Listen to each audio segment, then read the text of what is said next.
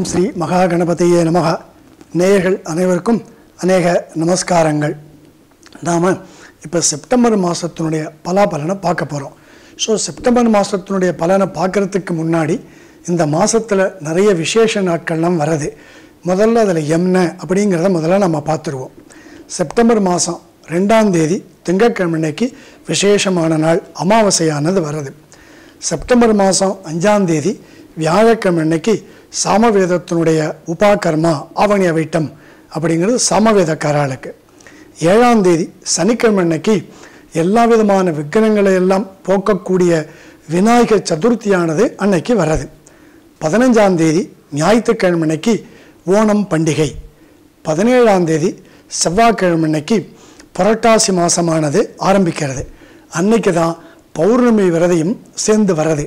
ஏன்னா புரட்டாசி மாதம் ரொம்ப ரொம்ப விசேஷமான நாள், பெருமாளுக்கு ரொம்ப உகந்தமான மாதம்னு நம்ம சொல்லுவோம். 18ஆம் தேதி புதன்கிழமைக்கு முன்னோர்களெல்லாம் நம்ம ஆராதிக்கக்கூடிய மகாலய பட்சம் அப்படின்னு சொல்லக்கூடிய விசேஷமான நாள் ஆரம்பிக்கிறது 15 நாளைக்கு. அதில் 21ஆம் தேதி சனிக்கிழமைக்கு மகா பரணியும், 24ஆம் தேதி செவ்வாய்க்கிழமைக்கு மகா வியதிபாதமும், 25ஆம் தேதி புதன்கிழமைக்கு மத்தியாஷ்டமி அப்படிங்கிறதும், 26ஆம் தேதி வியாழக்கிழமைக்கு அவிதவா நவமியும், 30ஆம் தேதி திங்கட்கிழமைக்கு பிரதோஷமும் வருது. இப்பேற்பட்ட விசேஷமான நாட்கள் எல்லாம் இந்த செப்டம்பர் மாதத்தில் வர்றது. இந்த மாதத்தினுடைய கிரக சஞ்சாரங்கள், டிரான்சிட் ஆஃப் த பிளானட்ஸ் என்னங்கிறத பார்ப்போம். ரிஷபராசியில் குருவும், மிதுன ராசியில் செவ்வாயும், சிம்ம ராசியில் சூரியனும் புதனும், கன்னியா ராசியில் கேதுவும் சுக்கிரனும், கும்பராசியில் சனியும், மீன ராசியில் ராகுவும் இருக்காங்க.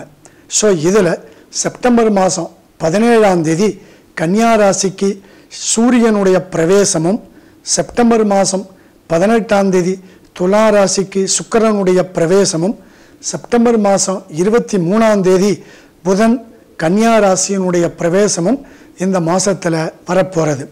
ஸோ இதெல்லாம் நம்ம பார்க்கும்போது என்னென்ன நடக்க போகிறது, பொதுவாக எப்படி இருக்குது அப்படிங்கிறத நாம் பார்ப்போம். இப்போ கன்னியா ராசிக்கு வருவோம். உத்தரம் 2, 3, 4, ஹஸ்தம், சித்திரை 1, 2.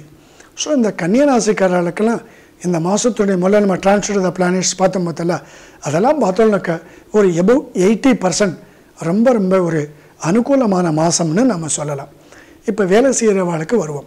இந்த மாதம் முழுக்க 10ஆம் இடத்துல செவ்வாயினுடைய சஞ்சாரமும், 9ஆம் இடத்துல இருக்கக்கூடிய குருவினுடைய சஞ்சாரமும், எதெல்லாம் இவ நினைக்கிறாளோ அதெல்லாமே நல்ல விதமாக நடக்கக்கூடிய ஒரு வாய்ப்புகள் இந்த கன்னியாராசிக்காரர்களுக்கு இந்த மாதம் முழுக்க கிடைக்க போகிறது. சரி, இப்போ வேலை செய்கிற வாழ்க்கைலாம் நம்ம எடுத்தோம்னாக்கா சில பேர் பயப்படுவா, 10ல் செவ்வாய் இருக்குது, 6ல் சனி இருக்குது, நமக்கு ஏதாவது வேலையில் இடைஞ்சல் வந்துடுமோ அப்படின்னு. எந்த விதமான இடைஞ்சலையும் கொடுக்கக்கூடிய ஒரு வாய்ப்புகள் கிடையாது. 10ல் இருக்கக்கூடிய செவ்வாய் என்ன பண்ணணும், இந்த ஒர்க் ப்ரெஷர்னு சொல்லலாம். இவன் நல்லா வேலை செய்வா, சரி இன்னும் கொஞ்சம் இவள்கிட்ட வேலையை கொடுப்போம், அந்த வேலையை இவள் கரெக்டாக பண்ணுறா அப்படிங்கிற ஒரு நல்ல பெயர் இவர்களுக்கெல்லாம் கிடைக்கக்கூடிய ஒரு வாய்ப்புகளானது கிடைக்கும். இந்த 12ல் சூரியன் இருக்கிற வரையும், ஏன்னா இந்த 12ல் சூரியன், அதுக்கு இந்த சனியினுடைய பார்வை, அப்போ என்னாகும், இந்த 16ஆம் தேதி வரை சின்ன சின்ன ஒரு இடையூறுகள் அவர்களுடைய வேலையினுடைய சூழ்நிலையும் இருக்கக்கூடிய இடத்துலையும் கிடைக்கும். ஆனால் 9ஆம் இடத்துல இருக்கக்கூடிய குருவானவர் இதை எல்லாத்தையுமே நிவர்த்தி பண்ணி முடிவு பார்த்தோம்னாக்கா இந்த எண்டிங் ரிசல்ட்டுன்னு சொல்ல மாத்தல, அந்த எண்டிங் ரிசல்ட் ரொம்ப ரொம்ப அனுகூலமாக இருக்கும். இப்போ குழந்தைகளுக்கு நம்ம வந்தோம்னாக்கா 5க்குடைய சனி சொந்த வீட்டிலையும், 5ஆம் இடத்துக்கு குருவினுடைய பார்வையும் செவ்வாயினுடைய ஒரு பார்வையும் இருக்கிறதுனால படிப்பில் அமோகமாக குழந்தைகள்லாம் படிக்கக்கூடிய ஒரு வாய்ப்புகளானது நமக்கு தென்படுறது.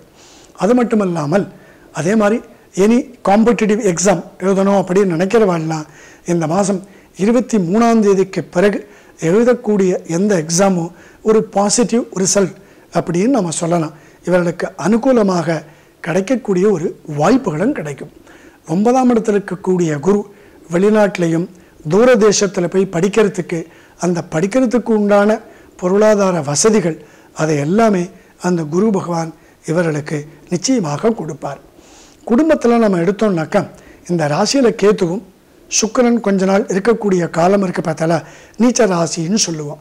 அதனால் செப்டம்பர் மாதம் ஒரு 17ஆம் தேதி வரை இந்த குடும்பத்தில் இந்த ரிலேஷன் இந்த ஸ்பௌஸ்ன்னு சொல்ல மத்தில கணவன் மனைவி இருக்கக்கூடிய அவர்களுடைய அந்யோன்யமானது கொஞ்சம் சின்ன சின்ன சிக்கல்கள் சில இடையூறுகளை கொடுக்கக்கூடிய நாட்களாக இருக்கும்.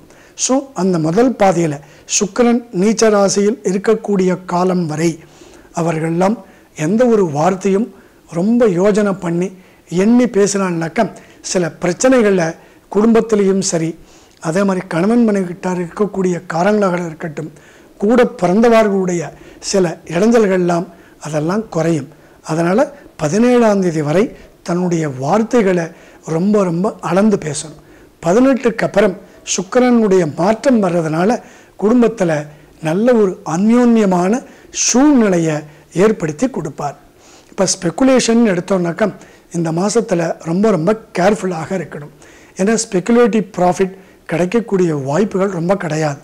சுக்கிரன் மாறின பிறகு அதில் இன்வெஸ்ட்மெண்ட் போனால் ஒரு லாபமானது கிடைக்கும். அதே மாதிரி இந்த மாதத்தில் நிலம், வீடு, வாகனம் வாங்கிறதுக்கும் ரொம்ப ரொம்ப அருமையான நேரம்னு சொல்லலாம். சொந்த இடம் இருக்குது, அதை கட்டுறதுக்கு உண்டான வாய்ப்புகள் எல்லாமே தடங்கள் நிவர்த்தியாகி நல்ல விதமாக கிடைக்கும். இந்த ரியல் எஸ்டேட் பண்ணுறவாளுக்கு இந்த 9ஆம் இடத்துல குருவும் 10ல் இருக்கக்கூடிய சனியும் அபரிமிதமான எதிர்பாராத தன லாபம்னு சொல்லலாம். அப்பேற்பட்ட ஒரு லாபத்தை கொடுக்கக்கூடிய ஒரு வாய்ப்புகள் இந்த கன்னியா ராசிக்காரர்களுக்கு கிடைக்கும். அப்போ புதுசாக இடம் வாங்கிறது, அதுக்குண்டான அக்ரிமெண்ட் போகிறது, அதுக்குண்டான அப்ரூவல் கிடைக்கிறது. அது மட்டும் இல்லாமல் சில இடம்லாம் விற்காமல் நின்று போயிருக்கலாம். அந்த மாதிரி நின்று போன இடங்கள் எல்லாமே விற்று போகக்கூடிய ஒரு வாய்ப்புகள் கிடைக்கும்.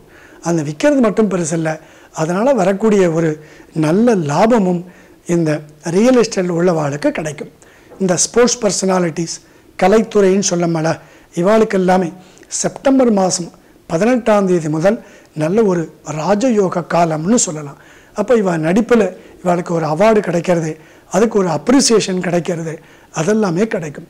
ஸ்போர்ட்ஸில் உள்ளவெல்லாம் கூட இந்த மாதம் 18ஆம் தேதி இது முதல் அதுக்கு முன்னாடி இந்த ஒரு ரொம்ப ஸ்லாக்னஸ் அப்படின்னு சொல்ல மத்தில அதெல்லாம் நிவர்த்தி பண்ணி சுறுசுறுப்பாகவும் நல்ல விளையாட்டில் கவனம் செலுத்துறது பெருசில்லை, அதில் ஒரு அப்ரிசியேஷன், ஒரு மெடல் அதெல்லாம் வாங்கக்கூடிய ஒரு வாய்ப்புகள் இந்த கன்னியா ராசிக்காரர்களுக்கு கிடைக்கும்.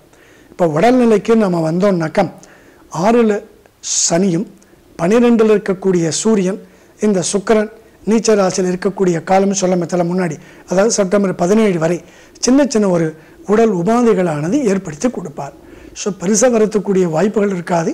சின்ன சின்ன ஒரு இடையூறுகள், யாரெல்லாம் மருந்து சாப்பிடலன்னா கூட ஏதோ ஒரு விதத்தில் மருந்துகள் உட்கொள்ளக்கூடிய ஒரு சூழ்நிலையானது கொடுப்பார். இந்த சுக்கிரன் துளாராசிக்கு பிரவேசமான பிறகு உடல் ஆரோக்கியத்தில் நல்ல ஒரு முன்னேற்றத்தை இந்த ராசிக்காரர்களுக்கு கிடைக்கும்.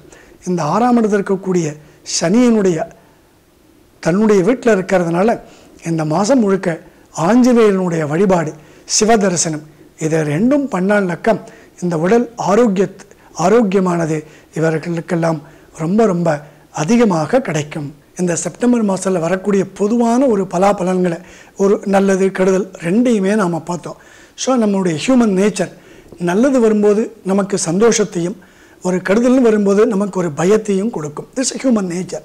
ஸோ அதை பற்றி யாருமே கவலைப்பட வேண்டாம். ஸோ நீங்களெல்லாம் என்ன பண்ணலாம், உங்களுடைய ஜாதகத்தை எடுத்துன்னு போய் அது வந்து இந்த பிஸ்னஸ் பண்ணுவாங்க, அந்த இன்வெஸ்ட்மெண்ட்டுக்கு இந்த மாதத்தில் இந்த நமக்கு அனுகூலமாக இருக்கா, ஒரு காரியத்தை நம்ம ஆரம்பிக்கலாமா, இதெல்லாம் நமக்கு நல்லபடியாக நடக்குமா அப்படிங்கிறத ஒரு வாட்டி நீங்கள் காமிச்சிட்டு ஒரு முடிவு எடுத்தோன்னா அந்த முடிவு எல்லாமே வாழ்க்கெல்லாம் ஆரோக்கியமாக கிடைக்கக்கூடிய ஒரு வாய்ப்புகள் நிச்சயமாக ஆண்டவன் வந்து கொடுப்பார். அதே மாதிரி இந்த மாதத்தில் என்ன விசேஷம் கேட்டானாக்கா, எல்லாருமே இந்த பெரியவாளை நினைக்கக்கூடிய மகாலய பட்சம் அப்படிங்கிற அந்த 15 நாள் வர்றது. ஸோ யாரெல்லாம் இந்த பெரியவாளுக்கு திதி கொடுக்கறதுன்னு சொல்லுவாள். மிச்ச நேரத்தில் சில சமயத்தில் இவர் கொடுத்துருக்கலாம், ஏதோ ஒரு காரணத்தினால விட்டு போயிருக்கலாம்.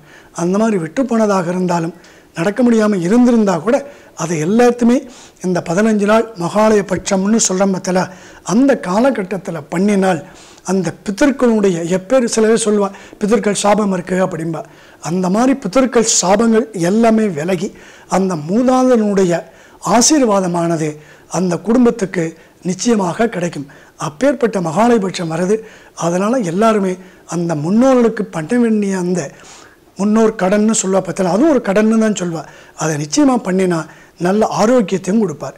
அதை விட இன்னொன்று என்னன்னு பார்த்தோம்னாக்கா, எல்லா விதமான கஷ்டத்தையும் நிவர்த்தி பண்ணணும்னு பார்த்தல, அதுக்கு தான் விநாயகர். அப்பேற்பட்ட ஒரு விநாயகர் சதுர்த்தியும் இந்த மாதத்தினுடைய ஆரம்பத்தில் வர்றதுனால விநாயகனுடைய வழிபாடை முடிச்சுண்டு அடுத்தது பெரியவானுடைய ஆசீர்வாதத்தையும் இவன் எடுத்துனாக்கா எந்த விதமான கஷ்டங்கள் வரலாம், வராமல் போகாது.